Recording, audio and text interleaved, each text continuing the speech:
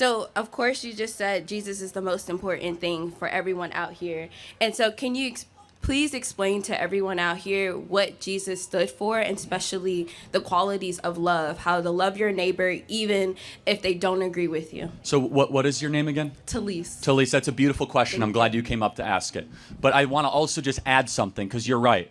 Jesus fully embodied two things simultaneously that showed his divine and his godly nature. Because not that Jesus said good things, Jesus is Lord, Christ is King, and Jesus is God, on top of just being a guy with a lot of good ideas. Yeah. So John 8, if I'm drawing from memory correctly, best embodies both Christ's mercy and love, but also his commitment to truth. And sometimes in the modern gospel, we overemphasize the grace and we underemphasize the truth. Yeah.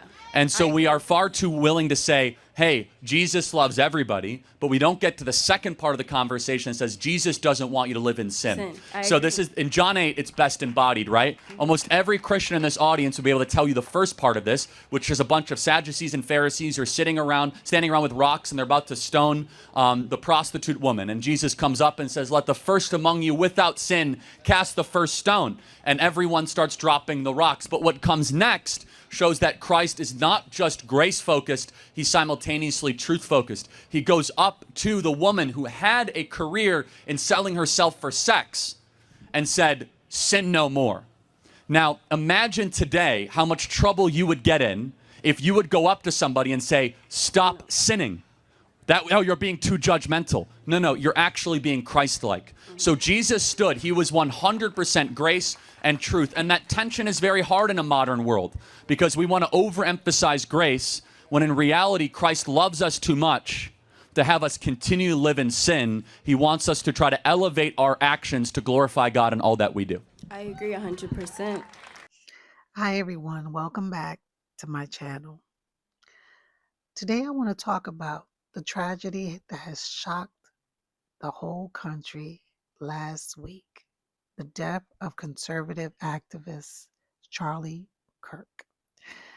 Beyond this tragedy itself, this moment raises a serious question about political violence, America's cultural divide, and where we might be heading as a nation. On September 10th, Charlie Kirk was shot and killed during a Prove Me Wrong event at Utah Valley University. Attended by thousands of people, law enforcement has called it a tragic attack. Kirk was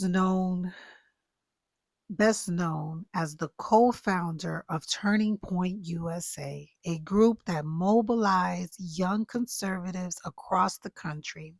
Charlie Kirk, the founder of Turning Point USA, was one of the most prominent and influential conservative voice of his generation, known for his outspoken defense of free market, limited government, and traditional values. Kurt gained a massive following among younger conservatives and was a central figure in shaping campus debates across the country. But, with this popularity also came controversy. For many, Kirk was seen as a defender of principles they believed were under attack. And for others, he symbolized the sharp edge of America's political and cultural battle.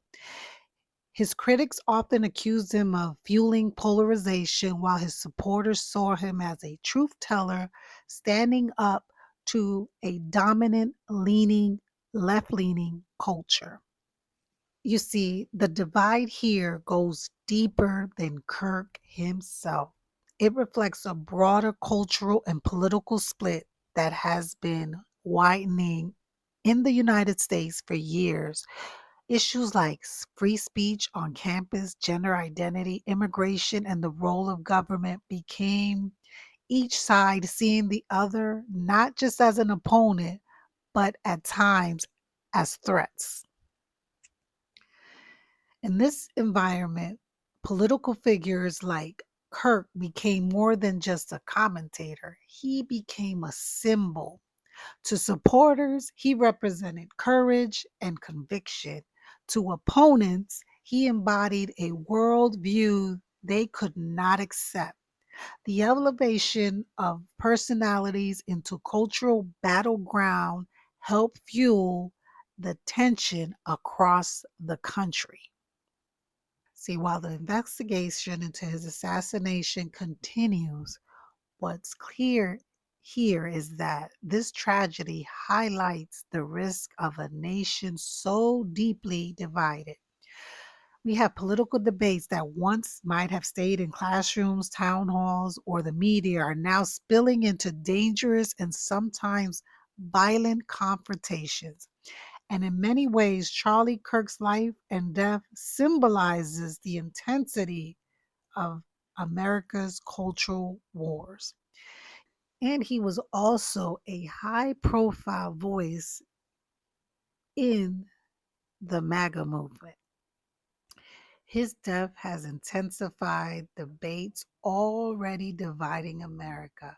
For many conservatives, Kirk is now seen as a martyr for free speech and political expression.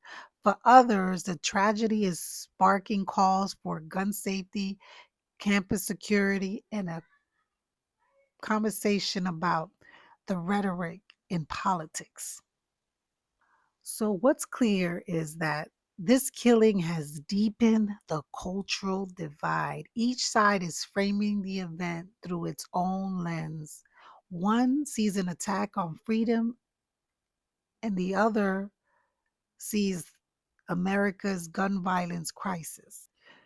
And once again, the country seems split not just on solutions, but even on the meaning of the event itself.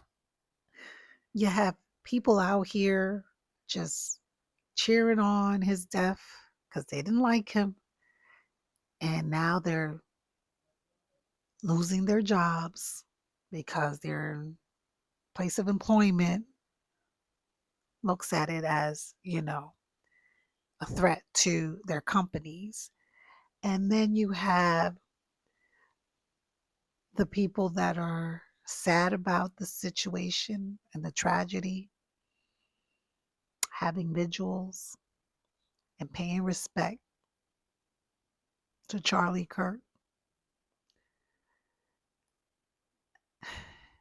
And there we go, a cultural divide. And this is part of a larger trend. We have political violence in the United States has been increasing over the past decade, with incidents tied to both the left and the right. Experts warn that rising polarization makes the country more vulnerable to unrest and less able to find common ground in moments of crisis. So, where does this leave us? The investigation will eventually tell us more about the motive and responsibility. But the broader issue goes beyond this one event. It's about how we as a society respond to political violence. Do we double down on division, or do we look for ways to lower the temperature before things escalate further? And as always, I want to hear, what do you think? Does this moment mark a turning point in America's cultural divide, or is it just another tragic chapter in a growing pattern of unrest? Let me know in the comments below. Don't forget to like, share, and subscribe for more coverage of these current events and politics. Thank you for watching my channel. Take care.